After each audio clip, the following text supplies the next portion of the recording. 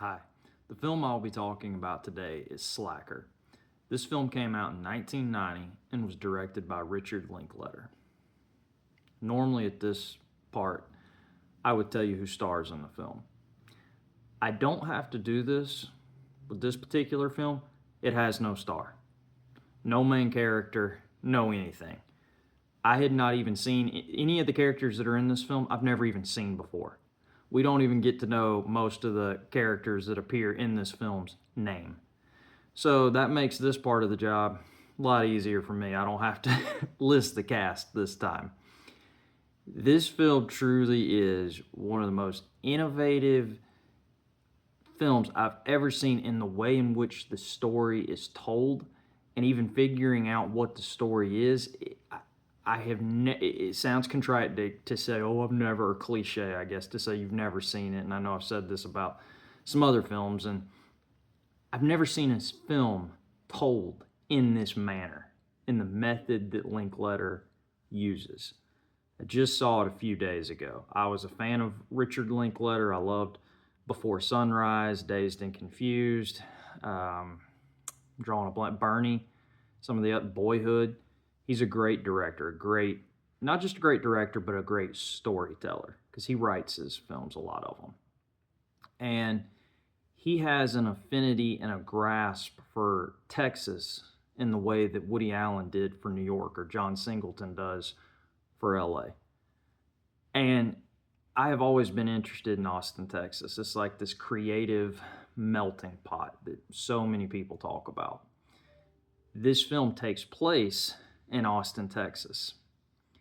And the fact that Linklater, who himself attended the University of Texas, lived in Austin, Texas, was born in Houston, Texas, is the one that chose to tell this film, makes you feel like you're getting the real story about a place with someone who has an affection for the city's quirks, the city's characters.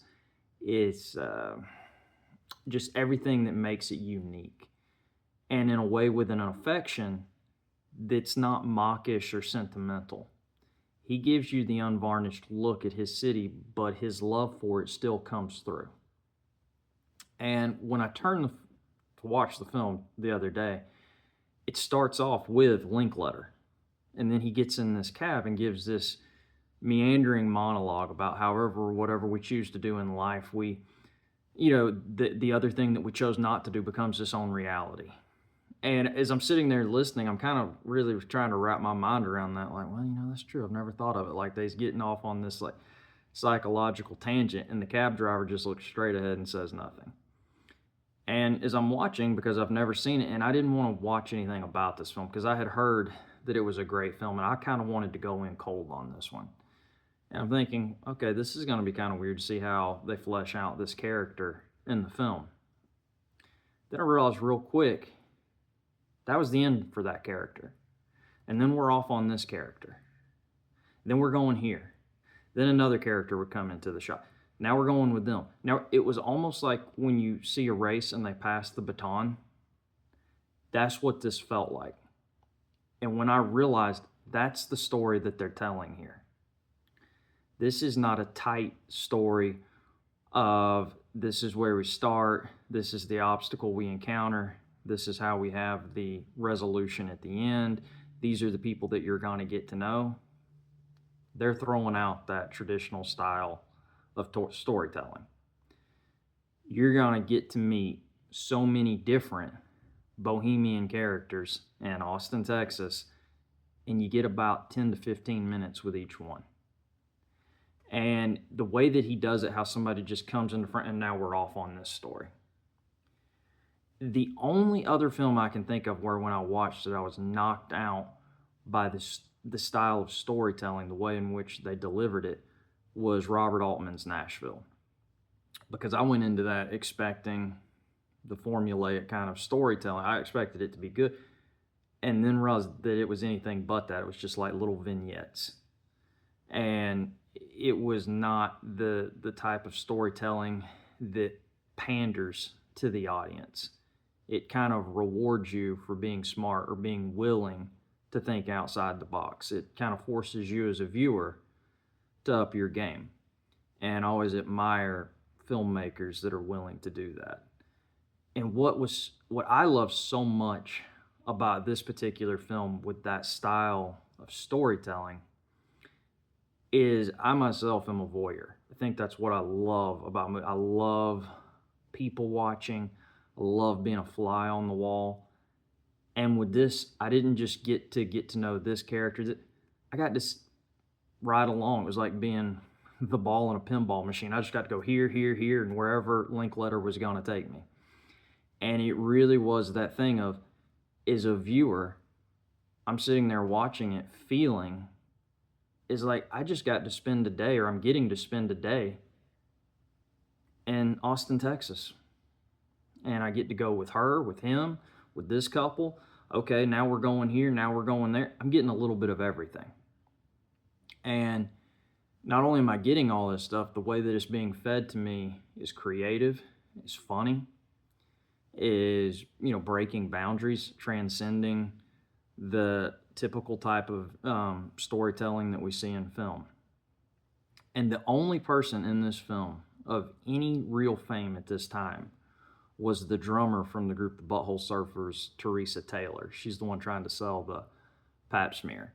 And she's the one that appears on the poster. And when I saw her and realized, oh, that's it. That's her contribution. And what's so great about stories like this too is it reminds you what films and what storytelling should be all about. Just telling stories. So many times Hollywood, the egos of the actors, whose name goes first, how many lines somebody's getting, how developed their character is versus somebody else, starring this actor, starring this actress, putting the two people together, the drama that they bring to it, or their cachet as actors or actresses that they bring to it. This is truly where it's not about any of that. It's just about Austin and the colorful characters that make it up. Not about anybody's ego. It's not a vehicle for a certain star. This is not the type of film that you turn into a franchise. And in today's world where everything is geared that way, and for Linklater to be brave enough with his first film to not at least adhere to certain norms. He still could have told a good story adhering to a typical formula, and he chose to go outside of that. And the 90s were a time that were so great for innovative independent filmmaking. You had Edward Burns with the brothers McMullen. You had Billy Bob Thornton with his first venture, which was not Sling Blade, but One False Move, but then later Sling Blade. And then Kevin Smith comes onto the scene, who was inspired in many ways, as he himself has said, by this film when he did Clerks, where you had filmmakers that were really going to stick to what they knew and the characters that weren't getting screen time, and bringing something to the camera that had never been there before. We're not going for the traditional glamorous looking people. We're just going to do everyday life little stories where it's not about the wardrobe, about the special effects or anything like that. And that was brave at this time. This is, again, 1990, where the 80s, this is when MTV hits, when you're doing films like Top Gun. You got shows like Miami Vice. You had two of the biggest stars on the planet were Arnold Schwarzenegger and Sylvester Stallone, that pretty much didn't do any movie where something isn't blowing up, somebody's not being punched out. And for somebody to have the audacity, the courage to just look at his environment and say, not only am I going to tell the story, but I'm going to do it in an unconventional way that could fall flat on its face. But it's a story that needs to be told. And to me, watching this film, and not a lot of people would probably describe it this way, but it is to me, it's a love story.